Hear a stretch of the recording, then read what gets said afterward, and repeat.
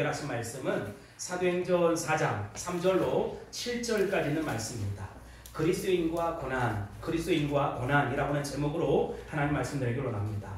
저는 고난을 일컬어서 변장하고 찾아오는 하나님의 축복이다 이렇게 정의하고 싶습니다. 다시 말하면 겉으로는 고난으로 보이지만 사실은 축복을 안고 찾아오는 변장된 축복이라 이런 말씀이지요. 돛을 바로 올리면 배는 바람을 타고 안전하게 빨리 항해할 수가 있습니다.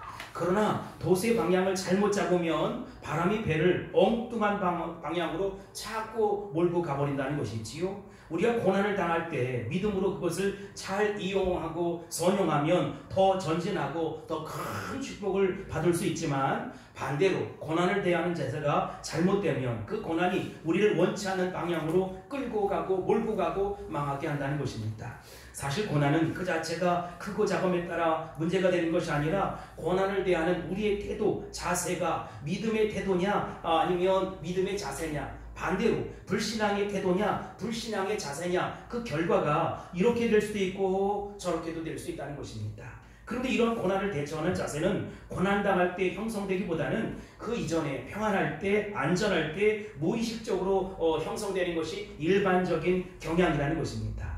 그러므로 고난이 별로 없다고 생각되는 지금 고난의 문제를 더 깊이 생각해보고 거기에 대해서 대비하는 지혜가 필요하다는 것입니다. 아무도 자기 앞날이 어떻게 될지 모르는 것이지요. 무엇이 닥쳐올지 모르는 것입니다. 예측 불가능한 것입니다. 그러므로 평안할 때 고난에 대한 자세를 어떻게 잘 다듬고 정리하느냐에 따라서 고난과 역경이 올 때 대처하는 자세가 달라진다는 것입니다. 여러분, 고난 당해보셨어요? 우리 중에는 마음의 근심과 괴로움과 걱정으로 잠 못 이루는 밤을 지내는 분이 있을 거예요. 사업에 장사가 실패해서 말할 수 없는 진통을 겪고 있는 분도 있을 것입니다. 청년의 푸른 꿈이 산산이 깨어지고 조각이 나서 허리가 잘리듯이 괴로운 날들을 얼마든지 우리가 살 수 있다는 것이지요. 또 사랑하는 사람을 잃어버리는 고통과 상처, 투성이 속에서 살아가는 이들이 있다는 것입니다. 이런 사람들을 놓고 잘못하면 우리는 욥을 찾아와서 괴롭히던 친구들과 똑같아질 수 있다는 것이지요. 우리에게는 종종 마음대로 주석을 달고 싶고 해석을 하고 싶고 판단하고자 하는 경향성이 있다는 것입니다. 사실 고난당하는 당사자만큼 괴로운 사람은 아무도 없는 것이지요. 그 마음을 알아줄 사람이란 이 세상에 아무도 없는 것입니다. 고난이란 당하는 사람 외에는 아무도 참여할 수 없는 별개의 영역이라는 것이지요. 그래서 잠언서 14장 10절 말씀에 보면 시작, 마음의 고통은 자기가 알고 마음의 즐거움은 타인이 참여하지 못하느니라, 이렇게 기록되어 있습니다. 욥은 자신의 고통에 대해서 판단하는 자를 향해서 뭐라고 얘기하느냐, 너희는 다 재난을 주는 뭐래요? 의로자다, 이렇게 얘기합니다. 그렇습니다. 위로한다고 정작 찾아왔지만 더 가슴에 상처와 아픔을 주고 떠나는 경우들이 종종 있다는 것입니다. 따라서 우리는 고통당하고 고난을 당하고 어려움을 당하는 사람들 앞에 겸손할 필요가 있어요. 고통은 거룩한 것입니다. 고통은 대단히 신비스러운 사건입니다. 당하는 사람만이 알기 때문에 우리가 함부로 정리하거나 주석을 달거나 떠들어서는 안 된다는 것입니다.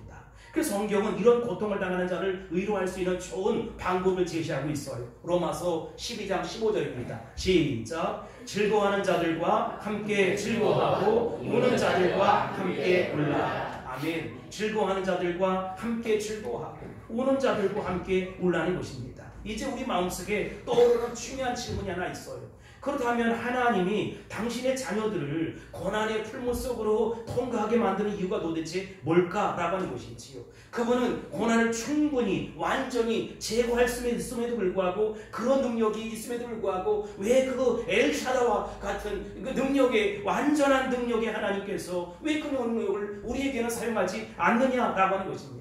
그런 의문을 가지고 본문으로 한번 들어가 보도록 하겠습니다. 첫 번째, 핍박 속에 부흥이 이루어진다는 것이지요.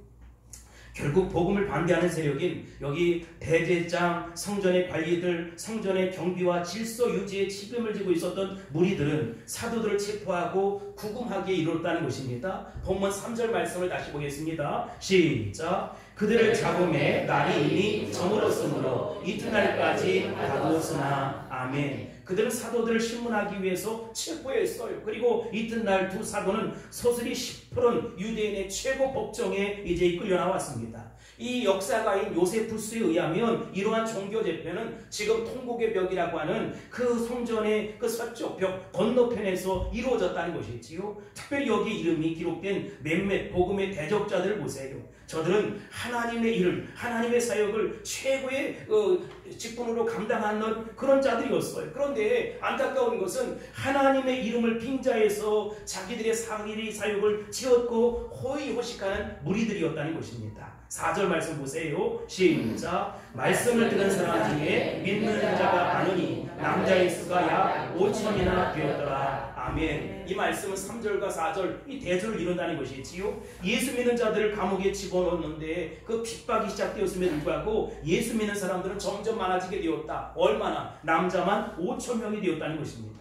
이때까지만 해도 숫자를 헤아릴 때에는 남자만 그렇게 헤아렸어요. 1장에서 우리는 120명의 성도들이 기도하고 있는 모습을 보았습니다. 2장에서는 3,000명이 구원을 받았고 주님의 몸된 교회가 더해지는 부흥하는 역사를 봤어요. 그리고 4장에서는 남자만 5,000명이었다는 것입니다. 계속 주님 앞에 돌아오는 무수한 행렬들을 보시기 바랍니다. 아무리 그들이 서슬이 시퍼런 고난이 다가오고 어려움이 다가오고 괴로움이 다가와도 마음속에 스며드는 예수 그리스도의 복음, 십자가의 복음, 이 부활의 복음을 막아내지 못했다는 것입니다. 그리고 이 두 구절 3절과 4절이 얼마나 대조를 이루냐 이 말이지요. 핍박이 왔지만, 고난이 왔지만, 어려움이 왔지만, 괴로움이 왔지만 부흥하더라는 것입니다. 따라서 고난과 핍박은 결코 무서운 것이 아니다. 저주가 아니다는 것입니다.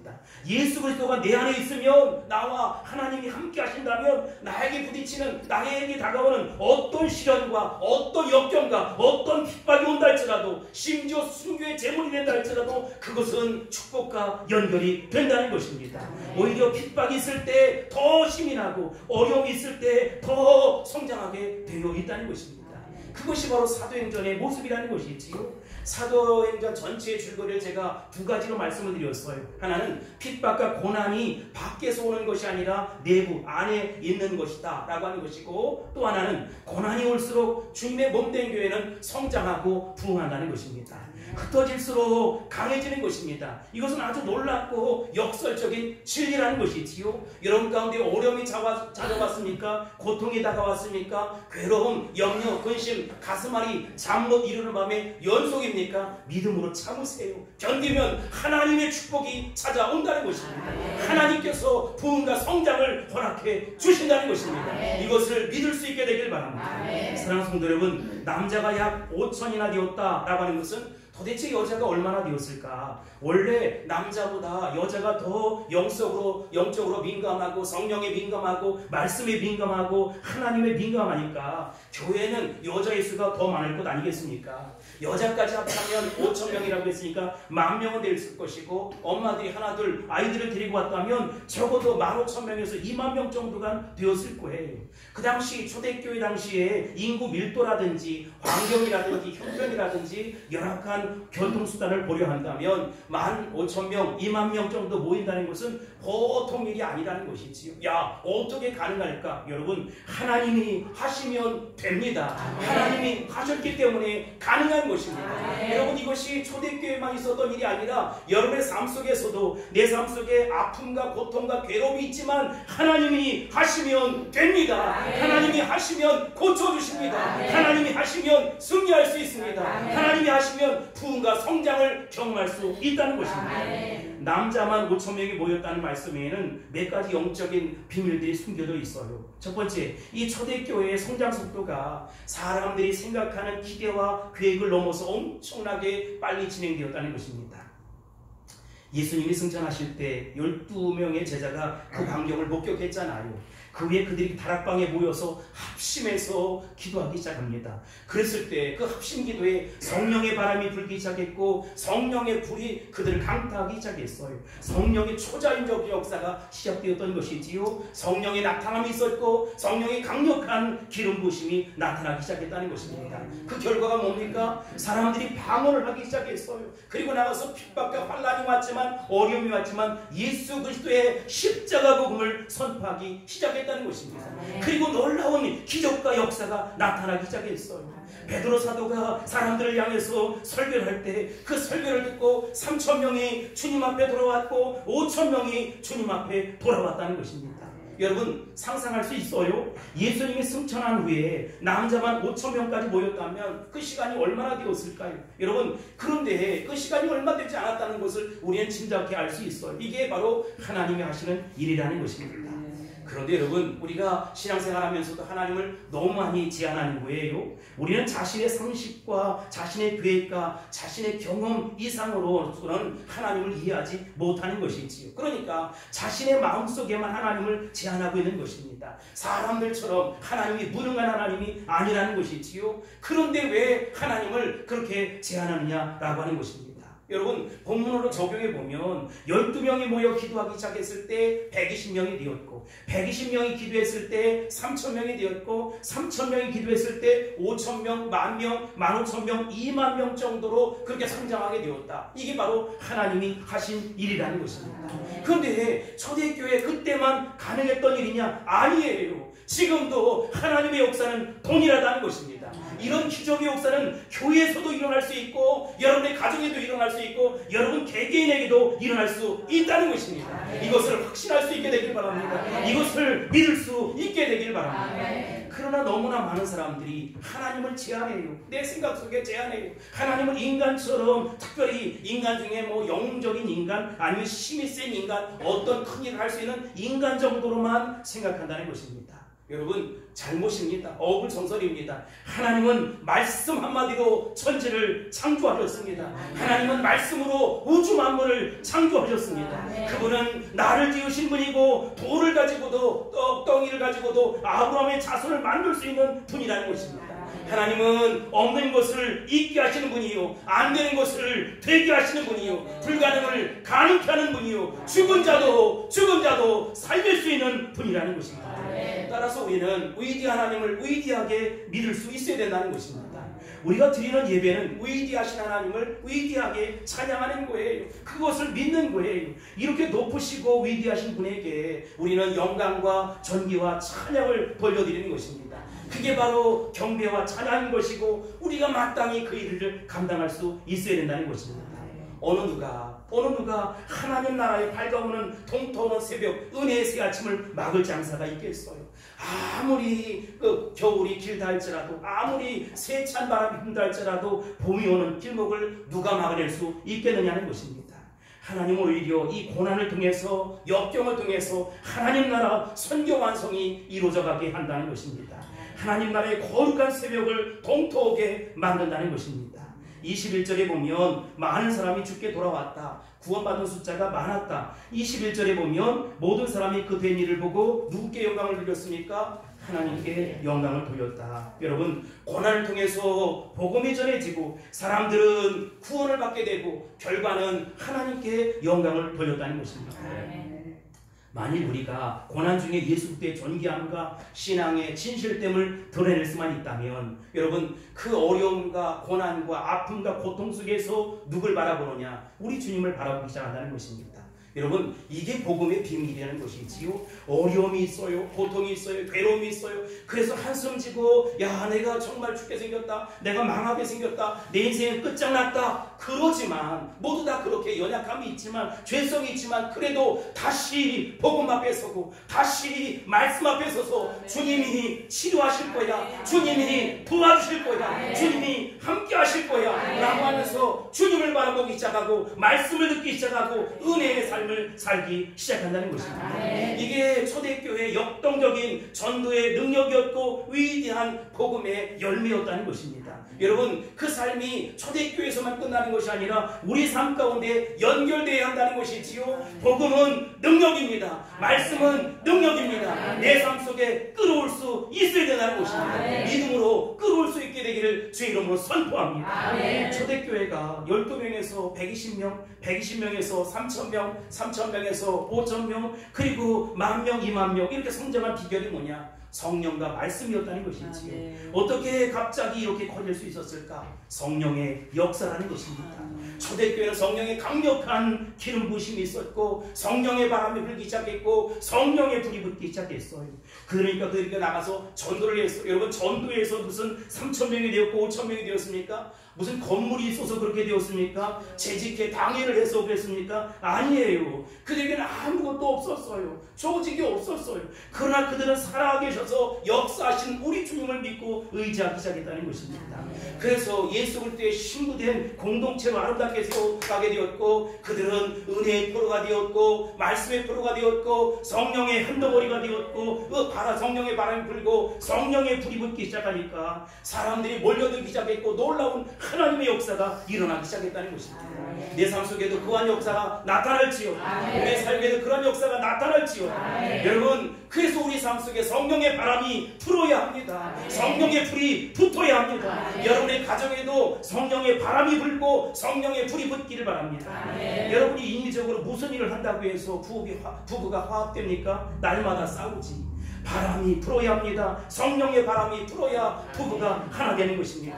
그래야 서로 존귀하게 여기게 되고 서로 사랑하고 서로 용서하고 회개하는 것입니다. 성령의 불이 붙어야 자녀들이 주님 앞에 돌아오는 것이고 말씀 앞에 돌아오는 것입니다.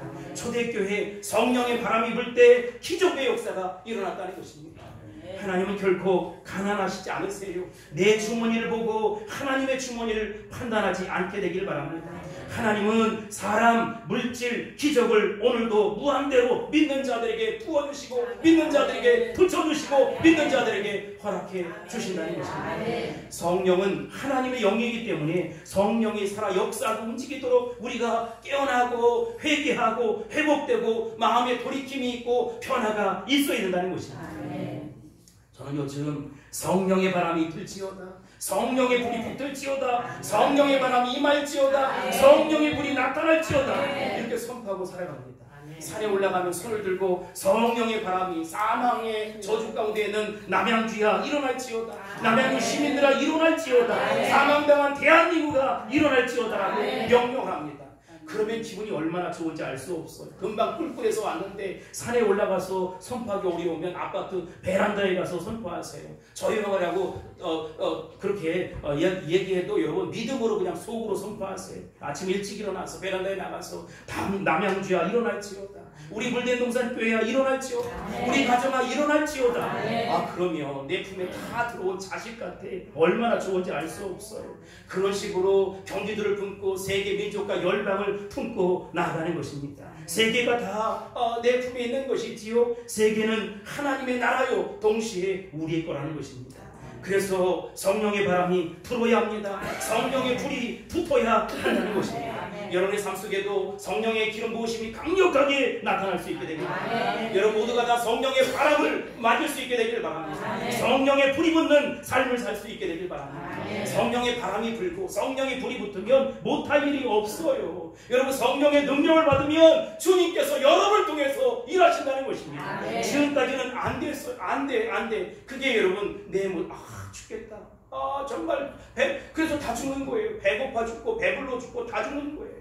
정말 더워 죽겠고 추워 죽겠고 다 죽을 일만 있었는데 성령의 바람이 불고 성령의 불이 붙으면 이제 살겠는 거예요. 나는 아무것도 할 수 없지만 주님이 내 안에 들어오셔서 역사하니까 모든 곳에 모든 것이 되신 주님께서 내 삶 속에서 운행하시고 주장하시고 다스리시고 함께 하신다는 것입니다. 두 번째로 4절에 보면 5,000명이 모였는데 그들이 성령의 바람만 성령의 불만 체험한 것이 아니에요. 뭘 들었지요? 하나님 말씀을 들었다는 것입니다. 믿음은 말씀을 들을 때 생겨요. 하나님 말씀이 없으면 믿음은 자라나지 않습니다. 생각만으로 자라나지 않아요. 결심만으로 자라나지 않아요. 내 삶 속에, 내 마음 속에 하나님 말씀이 들어가야 한다는 것입니다. 그래서 그들은 설교 말씀을 듣고 열심히 하나님 나라를 위해서 애썼어요. 여러분, 목사님 나에게 믿음이 없어요. 여러분 다 똑같아요. 믿음이 없어요. 말씀을 들으면 말씀이 여러분을 지배하고 통치하고 다스려서 신앙의 거인이 되고 믿음의 영웅이 되고 믿음의 챔피언이 되는 것입니다. 하나님 말씀은 씨와 같아요. 씨 뿌리는 비유를 아세요? 여러분, 씨가 뿌려졌어요. 어디에? 길가에, 돌짝밭에, 가시덤불에. 그랬더니 아무런 열매가 나타나지 않았다는 것입니다. 아무런 열매가 맺지 못했다는 것입니다. 그런데 그 씨가 옥토의 밭에 뿌려졌을 때 어떻게 되었지요? 30배, 60배, 100배 결실이 맺혔다는 것입니다. 여러분, 이제부터 우리가 마음을 옥토의 밭으로 만들 수 있게 되길 바랍니다. 묵은 땅은 기경하고 옥토의 밭으로 만들어서 여러분의 삶 속에 지금까지는 안 됐지만 30배, 60배, 100배의 결실이 있을지어다. 그렇게 되기를 선포합니다. 하나님 말씀은 살아 운동력이 있어요. 칼과 같이 예리해요. 심령을 쪼개요. 마음을 꿰뚫어요. 그 말씀에는 능력이 있는 것입니다. 그리고 구원이 나타나는 것입니다. 초대교회 성도들은 성령을 체험했을 뿐만 아니라 말씀을 받아들였고 그것을 묵상하기 시작했어요. 그리고 그렇게 살아냈어요. 그랬더니 30배, 60배, 100배의 열매가 맺히더라는 것입니다. 그 결과가 5,000명이 믿었고 10,000명이 믿었어요. 우리 물대동산 교회도 그와 같은 축복이 나타날지어다. 드러날지어다. 그렇게 되기를 선포합니다. 성령이 임하면 이런 초자연적인 역사가 일어나는 거예요. 말씀이 마음밭에 이제 뿌려졌어요. 그러면 인간의 지성이라든지 이성이라든지 상식이라든지 경험의 세계를 뛰어넘는 것이지요. 우리가 상상할 수 없고 기대할 수 없었던 일들이 내 삶 속에 일어나는 것입니다. 우리 가정 속에 일어나는 거예요. 그 교회 속에 일어나는 것입니다. 아니, 이 사람이 죽을 날이 돼. 여러분, 그래서 그런 것이 아니라 은혜가 임하니까 그와 같은 역사가 나타나는 것입니다. 여러분 개인에도, 여러분의 가정에도, 우리 교회도 그렇게 일어날 수 있게 되길 바랍니다. 그것을 체험할 수 있게 되길 바라고 그것을 경험할 수 있게 되길 바랍니다. 성경의 역사가 꿰뚫어 우리 가운데 와서 나의 것이 되고 우리 것이 되고 우리 교회 것이 될 수 있게 되길 바랍니다. 그런데 어떤 사람들은 잘 편하지 않아요. 그 믿음이고 그 신앙이 그 신앙이에요. 1년이 가도 그렇고 5년이 가도 그렇고 10년이 가도 그렇고 안 변해요.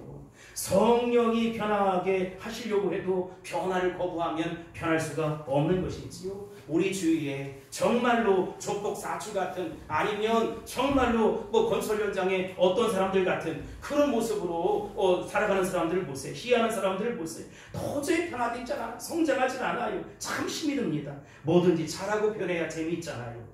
부모가 가장 속상한 것은 자녀들이 안 자라는 거예요. 1년이 가도 2년이 가도 키도 안 자라고 마음도 안 자라고 성욕도 올라가지 않고 인격도 변화되지 아니하면 죽을 지경이지요. 여러분, 이 시간 여러분에게 조용히 묻길 원합니다. 여러분의 신앙은 변하고 있습니까? 여러분의 믿음은 변하고 있습니까? 여러분의 신앙은 성숙되어 가고 있습니까?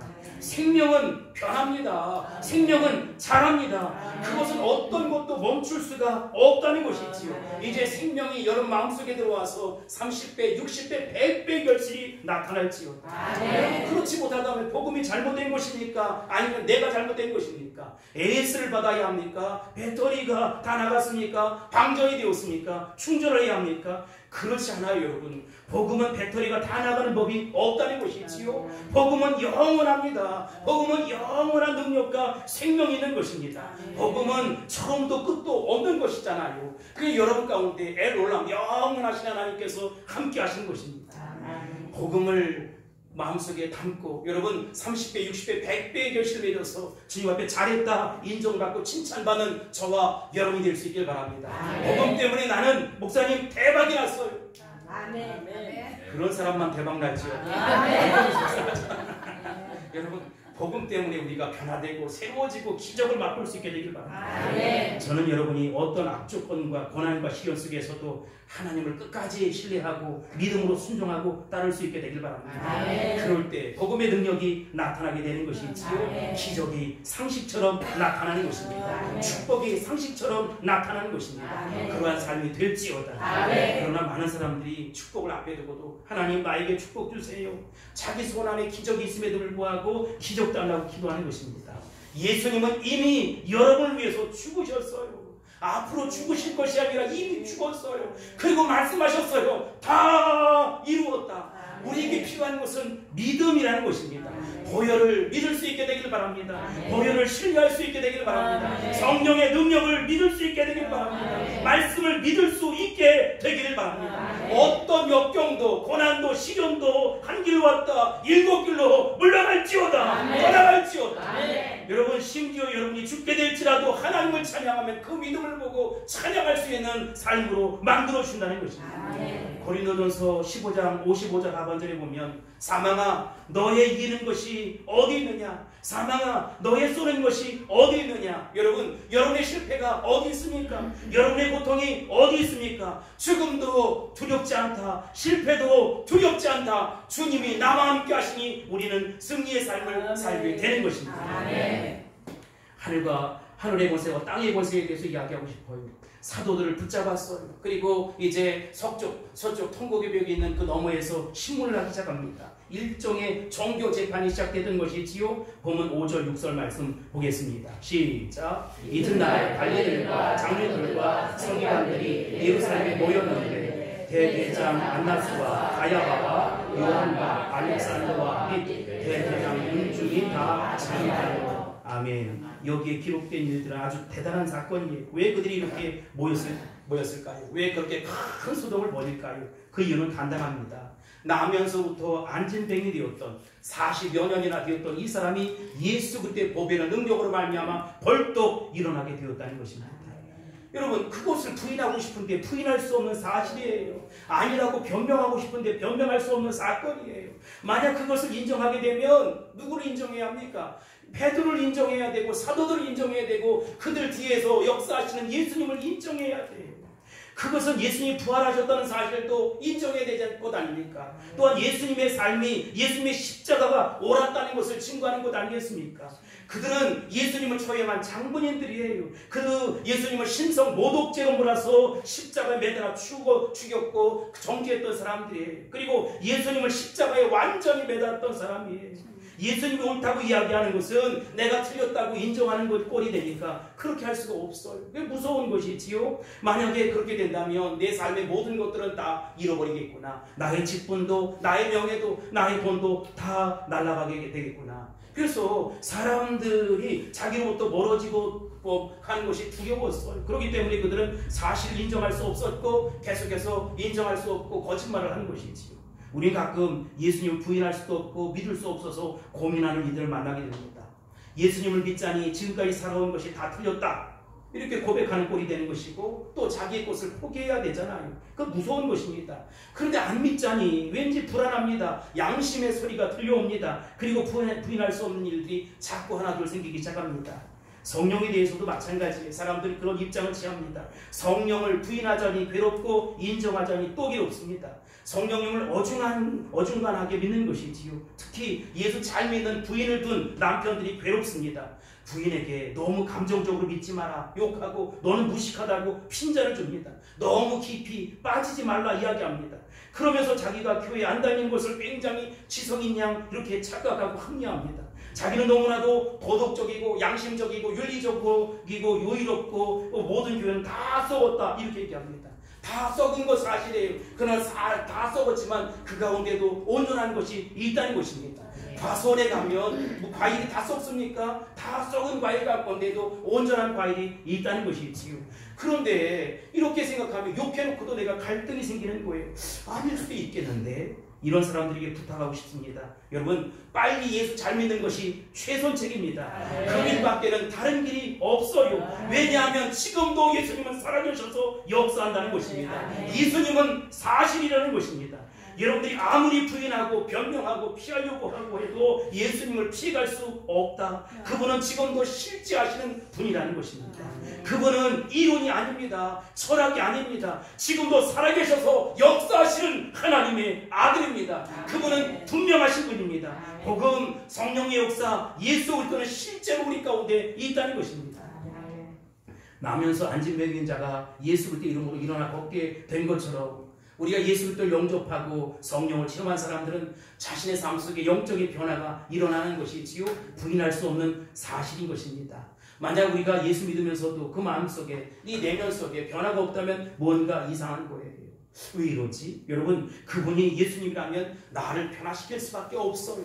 그 예수님이라면 내 삶 속에 능력을 나타낼 수밖에 없어요. 혹시나 하고 믿다가 역시나 틀렸어가 아니라 여러분, 지금도 살아계셔서 역사하시는 주님을 의지할 수 있게 되길 바랍니다. 살아계신 하나님, 사시는 하나님이 내 삶 속에 오셔서 역사해야 합니다. 그분은 기적을 상식처럼 만드시는 분이에요. 죽은 자를 살리신 분이라는 것이지요. 사망 권세를 깨뜨리시고 이기신 분이라는 것입니다. 모든 질병을 완치하게 만들 수 있는 분이요. 나의 실패와 나의 좌절도 꺾어서 일으켜 세우시고 승리와 성공으로 부흥으로 만들 수 있는 분이라는 것입니다. 그분을 찬송할 수 있게 되길 바랍니다. 그분을 찬양할 수 있게 되길 바랍니다. 이제 비본질적인 질문을 하고 싶어요. 그들은 모여서 사도를 세워놓고 공개적으로 질문합니다. 7절이에요. 시작. 사도를 가운데 세우고 묻되 너희가 무슨 권세와 누구의 이름으로 이 일을 행하였느냐. 아멘. 여기서 우리는 재미있는 두 가지 사실을 발견하게 되는 것이지요. 첫째, 예수님 당시 처형에 가담했던 사람들이 그대로 그 자리에 다시 모였다는 것입니다. 그들이 누구입니까? 관원들, 장로들, 서기관들, 4명의 대제장들, 대제장, 장로, 문중에 있던 사람들이 모였어요. 왜 모였을까요? 진리를 위해서가 아니라 진리를 학살하기 위해서, 진리가 잘못됐다고 지금 이야기하고 싶은 것이지요. 두 번째, 그들이 모여서 사도들에게 너희가 무슨 권세와 누구의 이름으로 이 일을 행하느냐? 라고 질문했어요. 이 사람들은 내용에는 관심이 없어요. 기적은 이미 일어났으니 내용에 관한 얘기를 하면 곤란하니까. 그런데 너희들은 누구의 이름으로 무슨 권세로 이 일을 하느냐? 이렇게 묻는 거예요. 이것은 그들이 예수님 생전에 예수님께 했던 질문과 똑같아요. 예수님이 성전에서 가르칠 때 예수님에게 인기가 집중되고 모든 사람들이 관심을 가지니까 예수님에게 모든 사람들이 향할까봐 바리새인, 서기관들, 제사장들, 성전 맡은 자들이 질투가 났어, 화가 났어, 충분히 났어요. 그래서 마태복음 21장 23절에 보면 내가 무슨 권위로 이런 일을 하느냐, 또 누가 이 권위를 주었느냐, 예수님께도 질문했다고요. 여기 모인 종교 지도자들은 심기가 불편했어요. 왜냐하면 그들이 재판에서 죽인 예수가 다시 살아났다고 지금 이들이 떠들고 돌아다녀요. 그리고 그들이 증인이고 목격자라는 것이지요. 그 사실을 백성들에게 전하기 시작했어요. 더욱이 그들 말 가운데 능력이 나타나는 거예요. 아니, 그래서 안진뱅이가 벌떡 일어나는 놀라운 역사가 있었다는 것입니다. 그니 40년이나 안진뱅이로 살았는데 그가 벌떡 일어나니까 부인할 수 없고 이 능력을 부인할 수 없게 되었잖아요. 그래서 이런 질문을 하는 것입니다. 여기 더 재미있는 사실이 숨어 있습니다. 권세라는 것이 도대체 뭐예요? 권세는 두 가지 권세가 있습니다. 하늘의 권세가 있고 땅의 권세가 있어요. 땅의 권세는 우리가 물질의 권세, 학문의 권세, 돈의 권세, 정치의 권세를 이야기합니다. 그런 권세를 이야기하고 싶지 않아요. 하늘의 권세에 대해서 이야기하고 싶어요. 하늘의 권세는 누가 주느냐? 출처가 어디지요? 하나님께서 주신다는 것이죠. 여러분, 이 자리에서 예배하는 여러분 모두가 다 하늘의 권세를 누릴지어다. 하늘의 권세를 받을지어다. 권세의 출처는 하나님이라는 것이지요. 내가 이 시간 하나님과 연결되어야 합니다. 내가 왜 이렇게 어렵고 힘들고 고단할까? 하나님의 권세에 접붙임을 당할 수 있는 이 시간 될 수 있기를 바랍니다. 하나님의 권세가 내 권세 될 수 있기를 바랍니다. 말씀의 권세, 능력의 권세, 성령의 권세, 그 은혜의 권세가 나와 연결될지어다. 그러면 어떻게 됩니까? 하나님의 자녀가 되는 것이지. 요한복음 1장 12절 시작. 영접하는 자, 곧 그 이름을 믿는 자들에게는 하나님의 자녀가 되는 권세를 주셨습니다. 영접하는 자, 그 사람이 누굽니까? 곧 그 이름을 믿는 자들이에요. 여러분, 예수님을 믿습니까? 그러면 하나님의 자녀가 되는 권세를 주셨다는 것이죠. 내가 하나님의 자녀라면 아버지 하나님께서 나에게 권세를 주세요? 안 주세요? 아니, 미운 아들도 주는 거예요. 언젠간 돌아오겠지, 언제는 잘못했다고 회개하고 돌아오겠지 하고 하나님의 권세를 나에게 부어주는 것이지. 여러분, 이미 우리는 지옥에 갈 수 없는 하나님의 자녀입니다. 내 발자는 하나님 나라 선교 완성을 이루어가야 될 하나님의 자녀라는 것이지요. 그러니까 하나님의 권세를 받아 누리게 될 수 있기를 바랍니다. 너희가 무슨 권세와 누구의 이름으로 이 일을 행하느냐? 미쳤어. 이 사람들은 땅의 권세를 이야기하는, 도대체 깡패들이 말이죠. 내가 나발이라는 이게 이 구역이 내 구역인데 너희들이 도대체 뭘 얘기하는 하늘의 영광을 포기한 것이지요. 그들은 하늘의 영광을 금수와 썩어질 금수와 버러지 형상으로 만들어 버렸어요. 아니 하늘을 날아야 할 독수리가 하루아침에 저 썩은 시냇가를 돌아다니는 오리가 돼버리고 말았다는 것입니다. 우리는 우주의 왕자예요. 우주의 공주예요. 그는 땅만 밟고 살아가는 땅의 두더지가 되고 말았다는 것입니다. 하나님은 우리에게 우주의 왕자라고 하는 특권을 주셨어요. 우주의 왕자뿐만 아니라 공주라고 하는 특권을 주셨어요. 왜요? 우리 하나님의 자녀잖아요. 하나님의 자녀된 권세가 있어요. 근데 여러분 이 권세를 우리가 누려야 돼. 어떻게 누려야 되느냐? 하나님의 도우심 요청하는 것입니다. 하나님, 내가 크신 주께 영광 돌리세요 찬양하잖아요. 우리 하나님 얼마나 대단하고 크신지 아세요? 그 하나님을 여러분 경험하고 지금 알 수 있게 되길 바랍니다. 나의 믿음 없음으로 하나님을 제한하는 것이 아니라 이제부터라도 믿음을 발휘해서 하나님 내 삶 속에 기적을 베풀어 주세요. 내 삶 속에 능력을 베풀어 주세요. 내 삶 속에 하나님의 축복을 허락하여 주옵소서. 여러분 그러고 사셔야 합니다. 남은 생에 이제부터라도 여러분 종교에 관심을 갖는 것이 아니라 내 영역에 관심을 갖는 것이 아니라 우리 하나님은 그냥 영웅적인 그런 하나님뿐만 아니라 뭐 힘 있는 능력 있는 사람 그 정도가 아니에요. 만왕의 왕이 되시고 만주의 주가 되시는 분입니다. 말씀 한마디로 천지를 만드셨어요. 우주 만물을 창조하셨어요. 없는 것을 있게 하시고 불가능을 가능케 하시는 분이 우리 주님이에요. 심지어 죽은 자를 살리시는 분이 우리 주님이라는 것입니다. 내가 믿는 하나님이 그런 하나님이에요. 나의 아버지가 그렇게 권세 있는 아버지라는 것입니다. 이제 말씀을 정리하도록 하겠습니다. 사랑하는 성도 여러분, 여러분 자신이 받은 영적인 권위와 하늘의 권위를 잘 보존하고 지키고 누려야 할 하나님의 자녀라는 것이지요. 뺏기지 마세요. 믿음 없음으로 뺏기지 마세요. 어떤 고난이 오지요, 시련이 오지요, 역경이 오지요, 두려워하지 마세요. 맞짱 뜨는 것입니다. 믿음으로 나가는 것입니다. 내 주위에는 나를 위해 기도하는 하나님의 사람들이 있습니다. 기도의 용사가 있는 것이지요. 무릎 꿇음의 음성을 기억하며 하나님 앞에 엎드려져 눈물 기도하고 믿음 기도하는 성도들이 나와 함께하고 있다는 것입니다. 그것을 신뢰할 수 있게 되기를 바랍니다. 그것을 믿을 수 있게 되기를 바랍니다. 고난은 변장하고 찾아오는 하나님의 축복입니다. 큰 축복이 이제 예비되어 있습니다. 준비되어 있습니다. 기대하시라. 개봉박두. 기도하겠습니다. 사랑의 아버지 하나님, 내 삶 속에도 변장하고 찾아오는 하나님의 축복이 있음을 믿습니다. 고난쯤 믿음으로 이겨가겠습니다. 시련쯤 역경쯤 두려워하지 않겠습니다. 그리고 주님만 온전히 신뢰하고 의지하겠습니다. 내가 하나님의 자녀인데 자녀인 나를 그냥 내버려 두실 거 없는데 이제부터라도 믿음의 저력을 발휘하고 신앙으로 살아서 승리하는 모습들을 보게 하여 주옵소서. 그렇게 될지어다. 그런 능력이 나타날지어다. 사랑하신 예수님의 이름으로 간절히 기도합니다. 아멘.